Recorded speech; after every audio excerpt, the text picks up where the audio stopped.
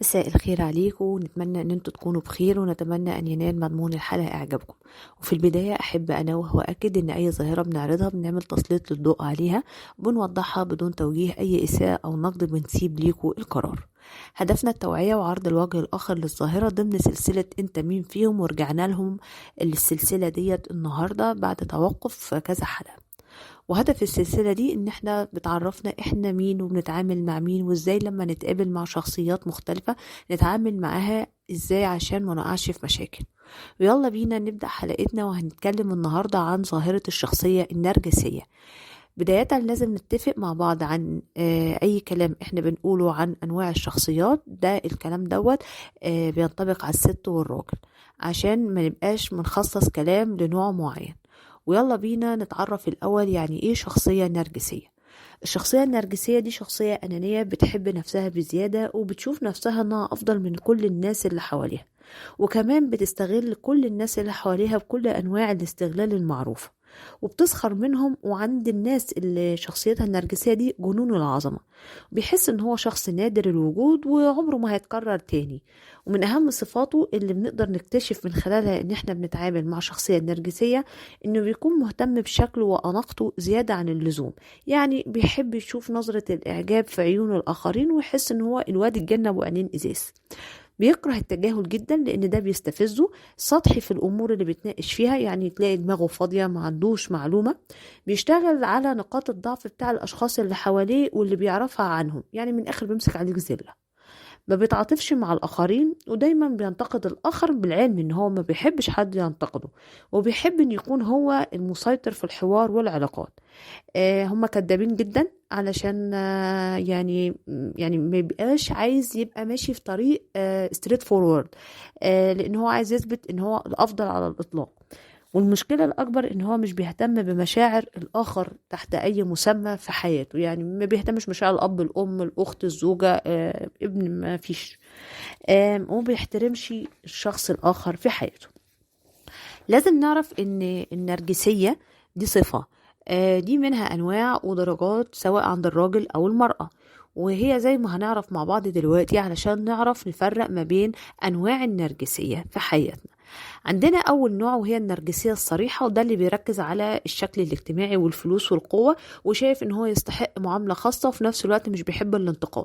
يبقى النرجسية الصريحة دي هو كل تركيزه في الحياة إن هو يبقى في مكانة اجتماعية جامدة جدا، عنده فلوس كتيرة جدا والقوة، وإن هو ما يديش فرصة إن حد ينتقده. في عندنا النوع التاني وهي النرجسية الخفية، وده اللي بيركز على شعور أهميته عند الآخرين، يبقى حابب إن هو يكون رقم واحد في حياة الآخر، وإن كمان يكون على طول محل الإعجاب.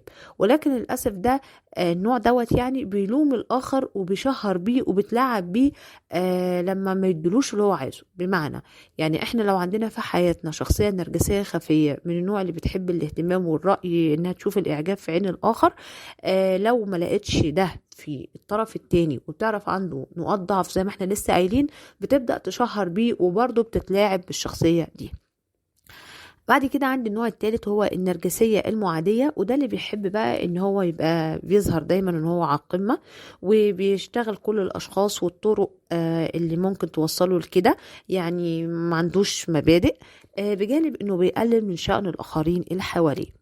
النوع الرابع وهو النرجسية الطائفية، وده بقى اللي بيحب ان هو يبقى ظاهر الشو ويركب الترند وينال الاعجاب عن طريق ان هو يضحي من اجل الاخر، مش علشان هو بيحب المساعدة، لا، ده عشان يركب الترند الناس تحس انه عيني الراجل المضحي او الست المضحية.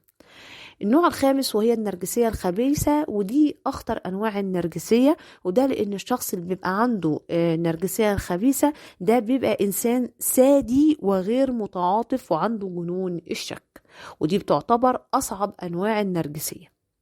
طب يا ترى في نقاط ضعف للشخصية النرجسية في العموم بكل أنواعها، ولا عشان نعرف نتعرف نتعامل مع الشخصية دي إزاي لازم نبقى عارفين ليها نقاط ضعف ولا لا؟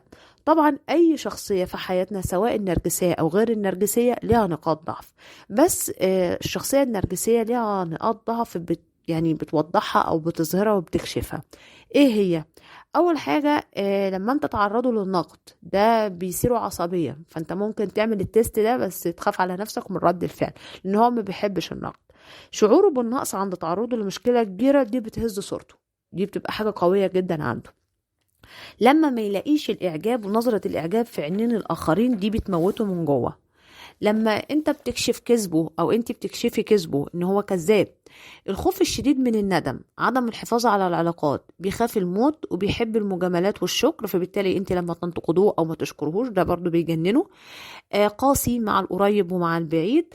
وبيحب ذاته جدا، البحث عن الكمال، اعتقادا ان هو فوق القواعد والقانون، مشاعر الغيرة والحقد على الآخر. فكل دي نقاط ضعف عند الشخصية النرجسية بكل أنواعها. طب هو النرجسي بيعرف يحب ويتجوز ويكون أسرة ولا ايه ظروفه؟ بداية عشان نعرف هو بيتجوزه، بس حتة ان هو يحب ويهتم بمشاعر الآخر دي فيها كلام. بداية هو ما بيهتمش بعلاقته مع الطرف الآخر، يعني هو بيهتمش ان الطرف الآخر ده يعني مستريح مبسوط، لا هو بيتجوز علشان يكمل الشكل الاجتماعي. غير متعاطف مع الطرف الآخر، مع إن في بداية العلاقة بيحسسها إنها جميلة أو هو جميل ومثير ويعني بص حاجة جامدة جدا. بعد كده السلوك الحقيقي بتاع الشخصية دي بيظهر.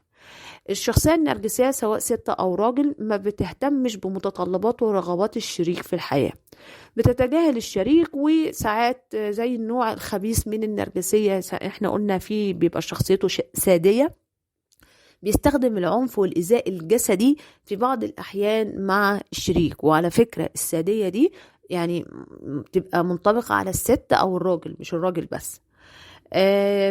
بس هو بيتجوز، فهو حتة الحب دي يعني مشكوك في أمرها إن لم يكن غير متواجدة. أما هو بيتجوز ومش حبا في الشخصية، لا هو عشان الشكل الاجتماعي، عشان الناس ما تكتشفش إن هو نرجسي. وطبعا بتبقى حياة صعبة جدا ما بين الست اللي جوزها نرجسي على حسب نوع النرجسية اللي هي معاه. طب بعد كل اللي بنقوله ده ازاي نتعامل مع الشخصية النرجسية العادية الغير مرضية؟ عشان احنا عندنا نوعين من الشخصيات النرجسية، المرضية والغير مرضية. الغير مرضية ديت عشان ما نتعبش بقى نفسنا، اول حاجة لازم نديله مساحة في حياته، ما نبقاش كاتمين على نفسه. بعد كده لازم نعرفه ان الدنيا مش له لوحده، وانه في الاخر ولازم يعرف ان في شخص فارق وجوده معاه، ولو ما فرقناش معاه نبتعد عنه. يعني نحسسه ان هو هيخسر اللي واقف جنبه وبنحبه.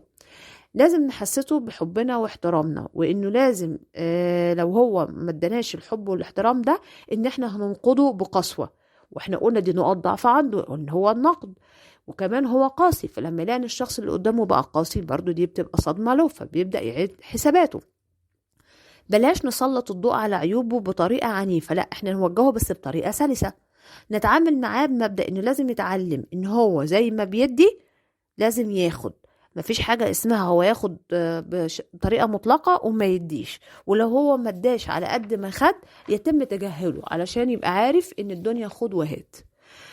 ليه احنا بنقول ده كل ده؟ ليه بقى ده؟ علشان كل انواع الشخصيات النرجسية الغير مضطربة والغير مريضة، دي كل الانواع ما عدا النوع الخبيث اللي هو بيبقى فيه سادي وعنده مرض الشك. لان هناك الشخصية النرجسية المرضية والمضطربة دي بتبقى شديدة الخطورة، اللي هي النرجسية الخبيثة. دي بقى عشان ما نتلخبطش ما بين النرجسي العادي الغير خطير وما بين النرجسي المضطرب، لازم نعرف الاختلافات ما بينهم. ازاي؟ النرجسي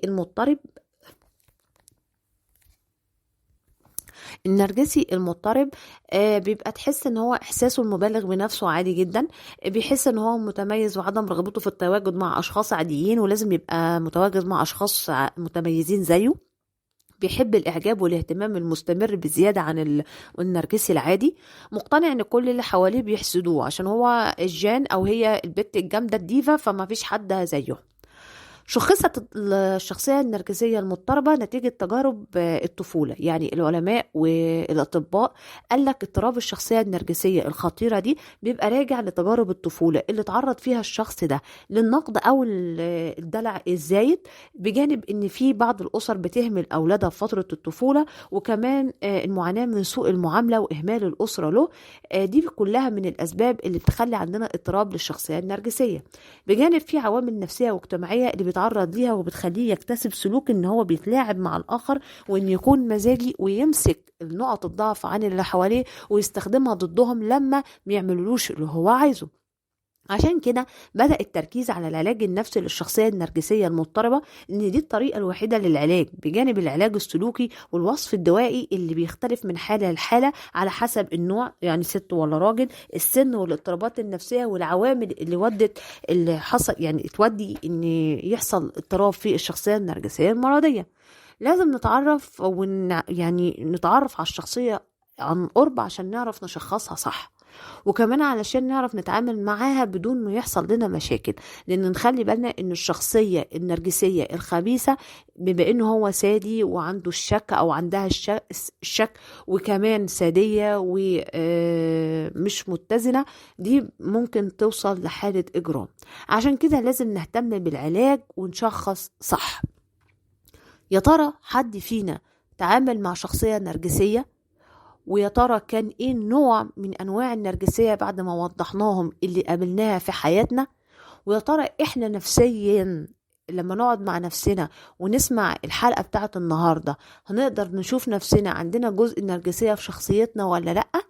شاركونا بالكومنت بتاعكم في كومنتات الحلقة. وبكده خلصنا حلقتنا، ونتمنى أن ننال الحلقة إعجابكم.